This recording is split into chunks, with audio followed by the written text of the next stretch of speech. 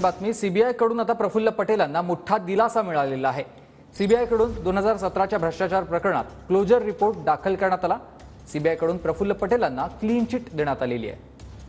कृष्णा सोनारवडकर माझे सहकारी आपल्याला याविषयी अधिक माहिती देतात। कृष्णा, सुमित, आपण पाहतोय की राष्ट्रवादीचे नेते प्रफुल्ल पटेल यांच्याशी संबंधित असणारे हे प्रकरण सीबीआय कडे होतं आणि गेल्या 7 ते 8 वर्षापासून या प्रकरणामध्ये सीबीआय कडून तपास सुरू होता। मात्र कुठल्याही पद्धतीचा दिलासा हा प्रफुल्ल पटेल यांना नव्हता। मात्र आता प्रफुल्ल पटेल यांना सीबीआयनं पूर्णपणे क्लीन चिट दिलेली आहे। दिल्लीच्या राऊज अव्हेन्यू कोर्टामध्ये सीबीआयने या संदर्भात क्लोजर रिपोर्ट दाखल केलेला आहे, ज्यामध्ये कुठलाही पुरावा प्रफुल्ल पटेल यांच्या विरोधामध्ये नसल्याचं क्लोजर रिपोर्टमध्ये म्हटलेलं आहे।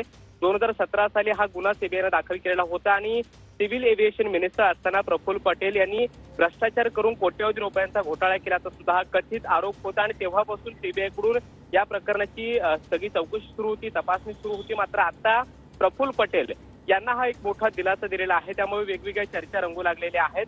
नुकतंच आपण पाहिलं की राष्ट्रवादीमध्ये बंड झाला आणि प्रफुल्ल पटेल यांनी शरद पवारची साथ सोडून अजित पवार यांच्यासोबत भाजपची साथ पकडलेली आहे आणि त्यामुळेच हा त्यांना दिलासा मिळालेला आहे की काय, अशी देखील चर्चा आता रंगू लागलेली आहे। मात्र दिल्लीच्या राऊज अव्हेन्यू कोर्टामध्ये प्रफुल्ल पटेल यांच्याशी संबंधित प्रकरणामध्ये हा क्लीन चिट जो काही क्लोजर रिपोर्ट आहे तो दाखल करण्यात आलेला आहे।